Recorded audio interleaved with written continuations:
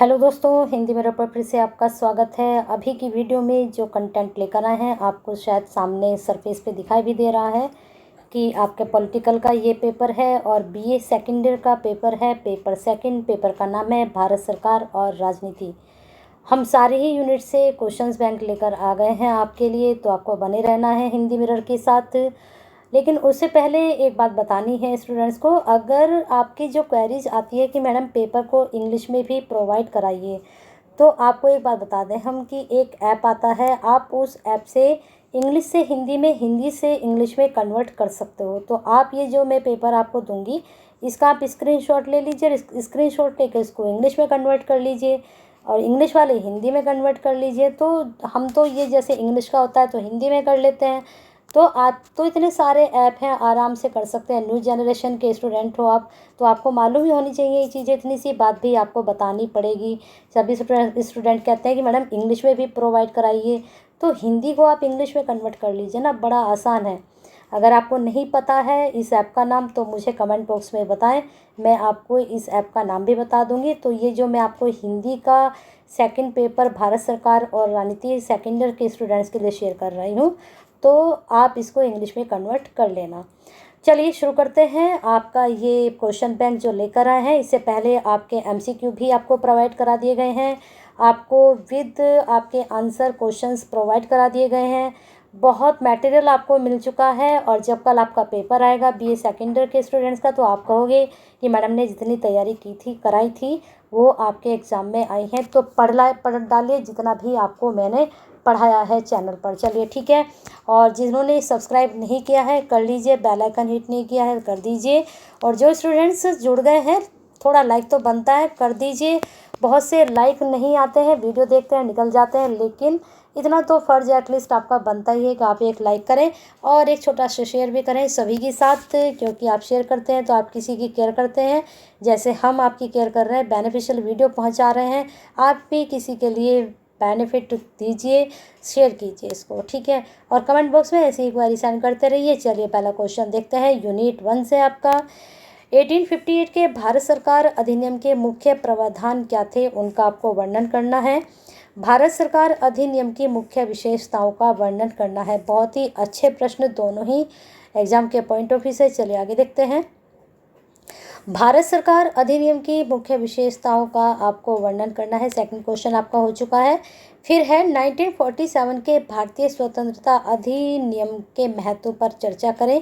भारतीय संविधान के मुख्य स्रोत जो क्या है उनका वर्णन करा है। बहुत ही इंपॉर्टेंट प्रश्न हमने ऐसे पूछा है, हो सकता है आपसे किसी और तरीके से पूछा जाए स्रोतों के बारे में, तो स्रोत जरूर मैंने कल जो वीडियो अपलोड की थी वहाँ भी आपको बताया था, एमसीक्यूज़ में भी मैंने आपको बताया था कि ये जो स्रोत के बारे में है ये ज़रूर पूछा जाएगा। 100% आप इसको मान के चलिए, पूछा जाएगा और आपसे विशेषताएं भी ज़रूर पूछी जाएंगी। भारतीय संविधान की मुख्य विशेषताएं, इन दोनों क्वेश्चन को आप 100% में मान के चलिए। संविधान की प्रस्तावना का महत्व का उल्लेख करें। तीनों ही प्रश्न वेरी इंपॉर्टेंट, वेरी इंपॉर्टेंट, ठीक है। चलिए आगे चलते हैं। आपका प्रश्न है भारतीय संविधान के सम्मेलन का उल्लेख करें, है प्रश्न अच्छा, लेकिन यहाँ तीनों प्रश्न अगर आपके बन जाते हैं तो आपकी तो बल्ले बल्ले है पेपर में, ठीक है। क्योंकि अगर ये तीनों प्रश्न फंसते हैं आपको तो ये शॉर्ट में भी आपसे पूछे जा सकते हैं, लॉन्ग में भी पूछे जा सकते हैं। अगर शॉर्ट में पूछे गए तो 3 क्वेश्चन तो आपके तैयार हो गए, करने आपको 8 हैं, सिर्फ 5 और आपको तैयार करने हैं, वो आपको बताती चलती हूँ और कौन से आप तैयार कर सकते हो। प्रश्न अब आते हैं यूनिट 2 और 3 में एक साथ। संविधान में जो उल्लेख किया गया है मौलिक अधिकारों का, उनका संक्षिप्त विवरण हमने पूछा है, लेकिन हो सकता है आपसे विस्तृत वर्णन पूछ लें, तो अच्छे से मौलिक अधिकारों के बारे में पढ़ लीजिए, किसी भी तरह से क्वेश्चन पुटअप हो सकता है। अब आते हैं राज्य के नीति निर्देशक तत्व, इनके बारे में।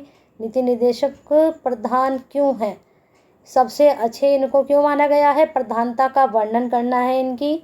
फिर नेक्स्ट क्वेश्चन है, सुप्रीम कोर्ट भारतीय नागरिकों के मूल जो मौलिक अधिकार हैं हमारे, उनकी रक्षा कैसे करता है। ये प्रश्न मैंने भी आपको कल दिया था, तो अच्छे से इसको तैयार कर लीजिए। नेक्स्ट क्वेश्चन, मौलिक अधिकार और राजनीति के निर्देश, ये यहाँ पर राज्य नीति निर्देशक तत्व जो हैं उनका अंतर आपको बताना है।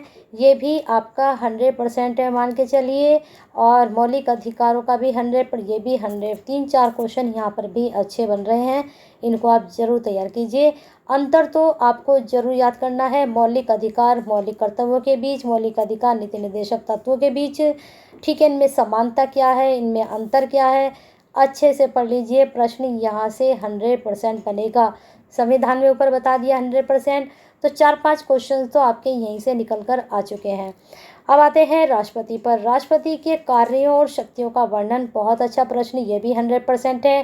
राष्ट्रपति की आपातकालीन शक्ति की चर्चा करें।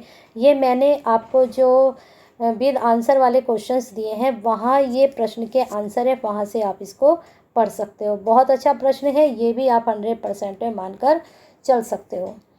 अब आगे चलते हैं आपकी 4th-5th यूनिट पर। देखिए ये वाला ऐप है ट्रांसलेट विद गूगल लेंस। इस वाले ऐप से इनको आप क्या करोगे, इंग्लिश में कन्वर्ट कर सकते हो। जैसे कि हमने ये इंग्लिश से हिंदी में कन्वर्ट किया है, क्योंकि हमारे साथ जो ज़्यादातर स्टूडेंट जुड़े हैं वो हिंदी वाले जुड़े हैं, इसलिए हम हिंदी में अपलोड करते हैं।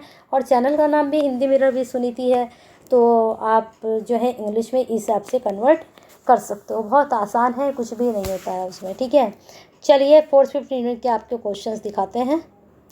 अब आ गए हम आपकी 4th-5th यूनिट पर। प्रधानमंत्री, अभी राष्ट्रपति हो चुके हैं, संविधान हो चुका है, मौलिक अधिकार नीति निर्देशक तत्व तो सब हो चुके हैं। अब आ गए प्रधानमंत्री की शक्ति पर। प्रधानमंत्री की शक्ति और संवैधानिक स्थिति पर चर्चा करें। प्रश्न बहुत अच्छा है, एग्जाम में बन सकता है। भारत के उपराष्ट्रपति और महान न्यायवादी पर एक टिप्पणी लिखिए। बहुत अच्छा प्रश्न, एग्जाम के पॉइंट ऑफ व्यू से 99 मान के चलिए पूछा जा सकता है। नेक्स्ट क्वेश्चन, राज्य की संरचना शक्ति और कार्यों की चर्चा करें। लॉन्ग क्वेश्चन बन रहा है यहाँ पर। ठीक है, सभा यह एक कमजोर, ये छोड़ दीजिए, बस राज्य की संरचना शक्ति और कार्यों की आपको चर्चा करनी है। लोक की संरचना शक्ति और कार्यों का वर्णन करना है। बहुत अच्छा प्रश्न है ये भी। ठीक है, दोनों ही प्रश्न अच्छे हैं, 99 में इनको आप मानकर चल सकते हो। आगे प्रश्न है, भारतीय संविधान की संघीय विशेषताओं का वर्णन करें। ये 100% आपका बन सकता है। पंचायती व्यवस्था की त्रिस्तरीय व्यवस्था का अर्थ बताइए और राज्य के वित्त आयोग का वर्णन करें। अब देखिए इतने प्रश्न आपको मिल चुके हैं, लेकिन कहीं ना कहीं तब भी ऐसा लगता है कि कुछ रह गया है जो अभी आपको बताना बाकी है। अभी मैंने आपको क्वेश्चन बैंक भी दे दिया है, अभी मैंने आपको विद आंसर क्वेश्चंस भी दे दिए हैं, अभी मैंने आपको MCQs भी दे दिए हैं। ये सारा वैसे सफिशिएंट है आपके लिए। बहुत अच्छे नंबर आपके आएंगे अगर आप इतना भी पढ़ लेते हो।